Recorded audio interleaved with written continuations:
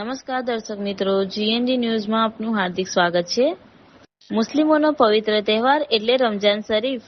રમજાન શરીફમાં મુસ્લિમો 30 રોજા રાખે છે, નમાઝ પડે અને રાત્રે તારવી પડે। ત્યારે આજે મુસ્લિમોના પવિત્ર તહેવાર રમજાન શરીફનો પહેલો રોજો। ત્યારે વડોદરા શહેરના કોમી એકતાના પ્રતીક ખાન કાએ રિફાઈના સજાદન સિંહ હજરત સૈયદ કમાલુદ્દીન બાવા અને નૈયર બાવાની હાજરીમાં વર્ષોની પરંપરા મુજબ આજે પહેલો રોજો રફાઈ સાહેબની દરગાહમાં મોટી સંખ્યામાં લોકો બહાર ગામના આજુબાજુની સરકારી અધિકારીઓ રોજો ખોલવા ત્યાં આવે છે। આ તારી પાર્ટીમાં હિન્દુ મુસ્લિમ ભાઈઓ પહેલા સેવા આપે છે।